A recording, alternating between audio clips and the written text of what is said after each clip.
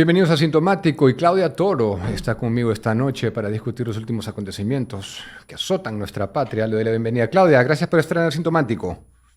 Hola Diego, ¿cómo estás? Y a todo tu público que te escucha, que te ve, que te sigue en Asintomático, así que ya estamos aquí conectados para hablar sobre la coyuntura, pero sobre además la crisis, toda esta convulsión social y política y los cambios ministeriales que se vendrían en las próximas horas, porque entendemos que van a haber cambios de ministros, van a haber salidas precipitadas y también angustiantes, que van a poner aún más en incertidumbre el gobierno de Pedro Castillo.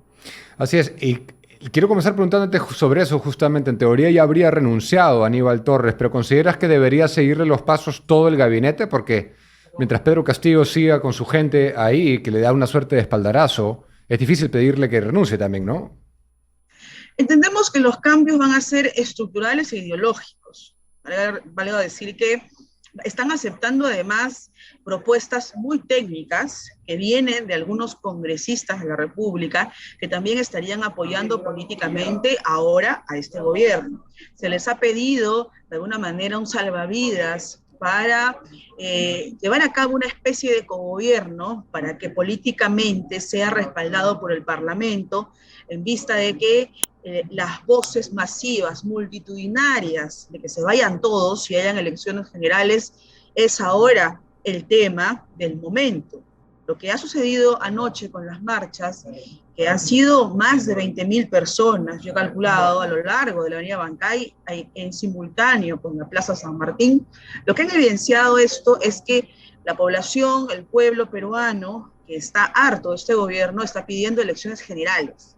No se protestó contra un toque de queda, se protestó contra el gobierno de Castillo y se protestó por las elecciones generales, que parece ser la única solución. Y yo justamente me alegra que hayas mencionado eso porque entrevisté ayer a Augusto Álvarez Rodríguez y le tocaba el tema del rol de la prensa y de que cómo se había reportado esto frente a lo que fue en su momento Merino.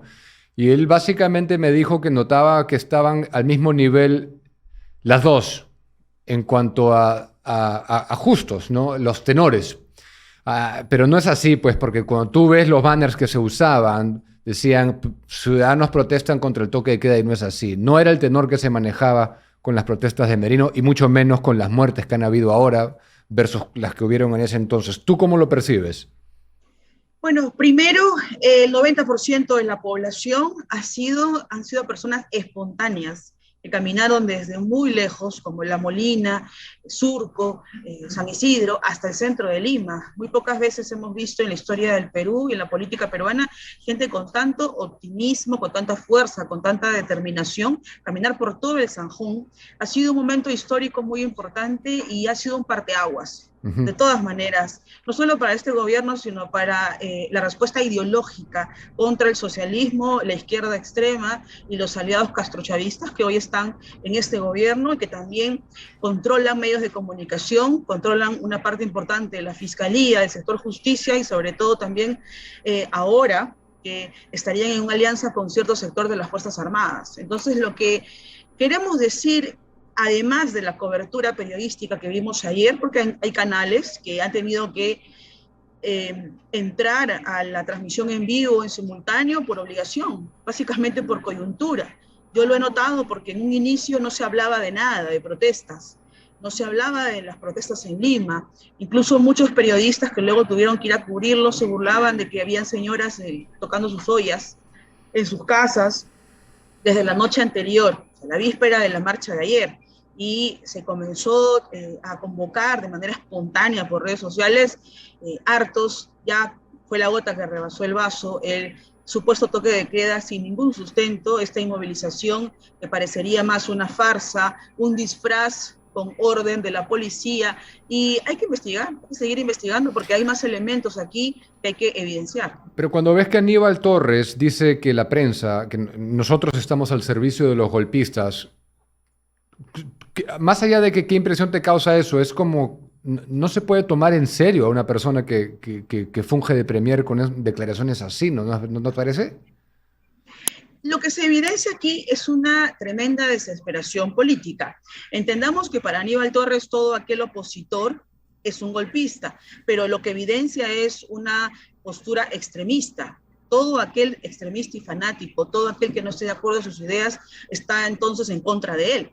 O sea, recordemos que esas posturas son típicas de radicales en las que todo cuestionamiento, toda denuncia o todo evidencia que se pueda mostrar al país es considerado como un ataque, cosa que no es así. Entonces han normalizado ese tipo de lenguaje y han creado una estructura de comunicación basado en ello. Y eso es nefasto porque además atentan contra la ley de transparencia, contra el derecho a la información, contra la libertad de expresión y lo último, el derecho a la libre transitabilidad y de trabajo, porque nadie le va a devolver a las personas, a los comerciantes, a los microempresarios, a los emprendedores, todo el dinero que han perdido ayer, que ha sido 1.000 millones de soles. Pero cuando ves pero volviendo un poco a lo de la prensa, denota que una persona que aparte ha sido ministro de Justicia, que en teoría es un letrado, no entiende el rol de la prensa, porque nosotros casi por antonomasia tenemos que estar en la orilla opuesta de quien ocupe el poder, al margen de que sean ellos o no.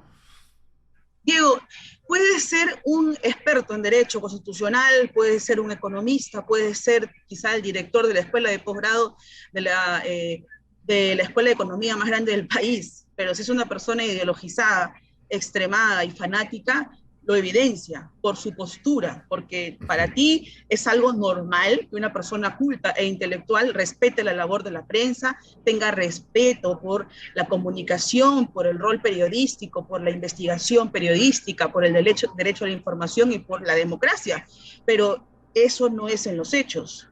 Todas las evidencias y acciones de Aníbal Torres, que para esta hora ya no estaría a cargo de la presidencia del Consejo de Ministros, todas las evidencias apuntan a que siempre ha sido una persona de confrontación, que ha tenido estos desvaríos, que han sido excepciones de tranquilidad, porque lo hemos visto muy confrontacional, conflictivo y además ha tenido un rol defensor paternal hacia el gobierno de Pedro Castillo. Él se convirtió no solo en su padre, en su abogado, en su protector, sino también en su escudero. Y va a ser muy difícil que Pedro Castillo encuentre un premier con ese perfil, que lo proteja, que él sea como una especie de comandante de los bomberos de su gobierno, porque alguien con ese nivel de lealtad, de vehemencia, dudo que lo encuentren. Ahora, desde el inicio del gobierno de Pedro Castillo hubieron dos facciones, ¿no? Muy claras, ¿no? Estaba la facción caviar y la facción serronista, muy leal a las bases fuertes del partido. ¿Pero consideras que en este momento Pedro Castillo ya se quedó solo? Dudo que se haya quedado solo. Siempre hay personas en el entorno hambrientas de poder, siempre hay ganapanes, siempre hay personas que están seducidas por el poder y el dinero. En este momento el Estado está siendo tomado como un botín.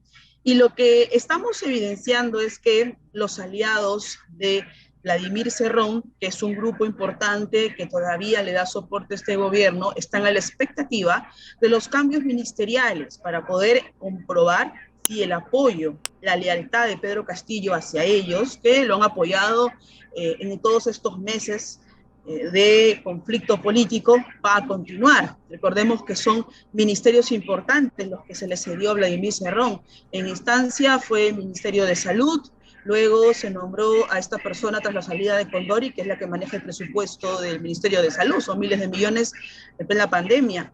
Y también el Ministerio de Energía y Minas, que es muy importante, es el soporte, la columna vertebral de la economía de este país. Después el Ministerio de Agricultura, también está en manos de alguien de Perú Libre y tiene funcionarios en el sector agrorural, que son también de la facción de Vladimir Cerrón. Hoy ha emitido unas declaraciones la vicepresidenta Dina Boluarte que me han llamado mucho la atención al decir que los errores se han venido rectificando en este gobierno, a modo de limpiar la cara un poco.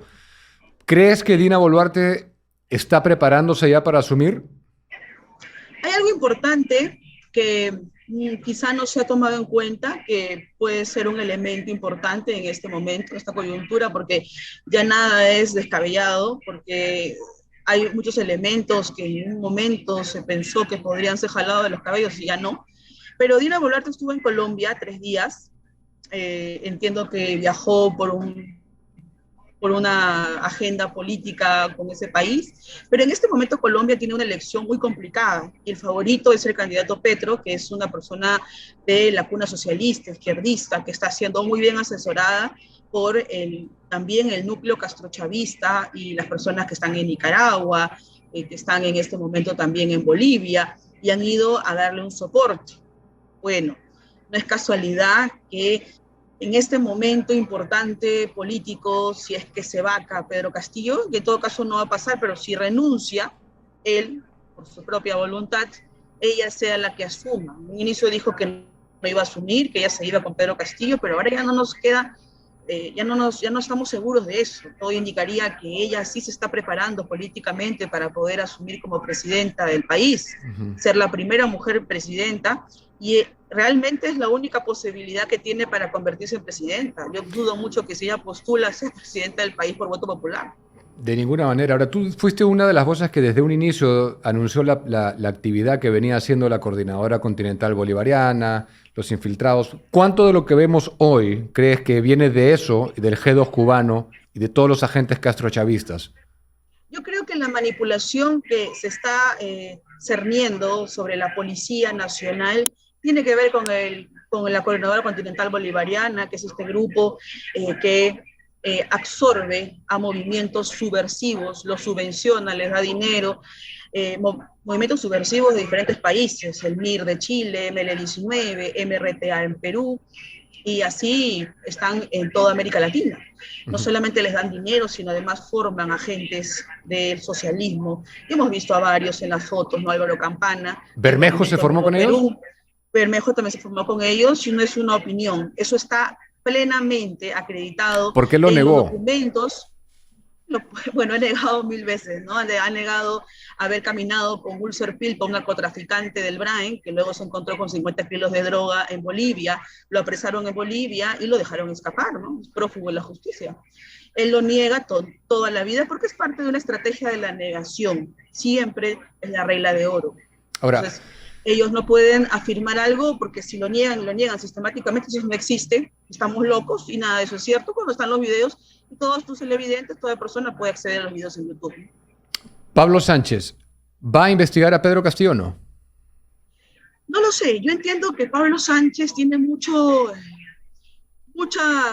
cariño, muchísima cercanía por el Grupo Especial Lavallato, ¿no? Son considerados los hijos fiscales de Pablo Sánchez. Él los tomó como un grupo muy afianzado, los apoyó muchísimo cuando él fue fiscal de la Nación, y entiendo que si la Fiscalía de Lavado de Activos tiene como colaboradora o como aspirante a colaboradora eficaz a Carely López, y además ya está armando un caso muy contundente con todas las evidencias que ya ha entregado, tiene toda la intención de investigar a Pedro Castillo. Lo lamentable sería es que entrara la Fiscalía Anticorrupción con otra ala de la Fiscalía a poder ahí generar pues una especie de entrampamiento y conflicto para colisionar y para que finalmente lo que se tiene que analizar del caso de lavado de activos sea arranchado por la Fiscalía Anticorrupción y termine este enfrentamiento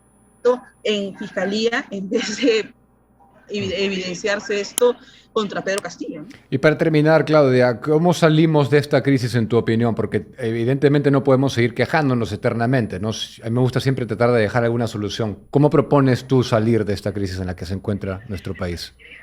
Hay un entrampamiento entre el Congreso de la República y el Poder Ejecutivo. Definitivamente lo único que aquí podría solucionar esta grave crisis que estamos como país todos inmersos, no hay nadie que esté exento de esta problemática, de toda esta coyuntura que nos ha arrastrado a la debacle y que nos sigue hundiendo en lo económico.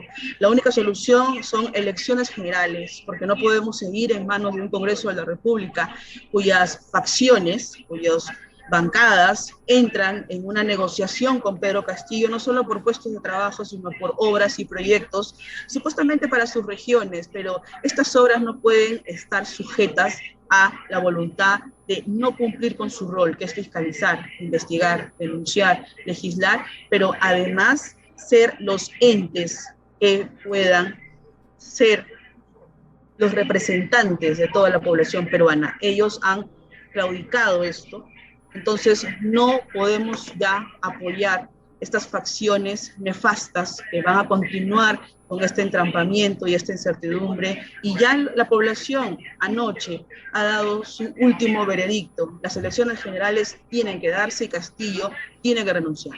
Bien, muchas gracias por la comunicación, Claudia. Gracias a ti, Diego. Un abrazo a todos tus televidentes y seguidores. Gracias. Hasta pronto. Claudia Toro, hoy por hoy, la mejor periodista de investigación que tenemos en este país. Y es importante escuchar de voces como ella en el sentido de no solo lo que divulga en sus reportajes y que los confirma acá, por ejemplo, el vínculo de la CCB, de la Coordinadora Continental Bolivariana, en la vida política de este país, en la formación de quienes hoy son actores relevantes. Como ella lo investigó y lo confirmó, sin ir muy lejos, Guillermo Bermejo. Por supuesto que él lo ha negado, pero como han escuchado ustedes decir, eso es un hecho. Ella lo considera un hecho, que Guillermo Bermejo fue formado y entrenado por la Coordinadora Continental Bolivariana. Y también es importante, quiero resaltar, que si bien es cierto que nos encontramos en una coyuntura extraordinaria, histórica, el rol de la prensa siempre será el de estar apartado del poder, en la orilla opuesta, esté quien esté, entre quien entre. Ahí es donde nos corresponde estar nosotros, investigando, fiscalizando, informando a la gente, porque cuando un político entra, llega al poder, hay algo que cambia. Y cuando uno tiene todos los recursos a disposición, algo inherentemente cambia y ahí es nuestra labor de fiscalización que cobra más relevancia que nunca. Y yo les agradezco por estar conmigo en este nuevo diálogo de Asintomático y me despido con ustedes expresando nuevamente mis condolencias a todos los que han fallecido en estas revueltas sociales que azotan desde hace varios días nuestro país. A todos ellos, mi más sentido pésame. Hasta una nueva oportunidad. Gracias por estar con nosotros.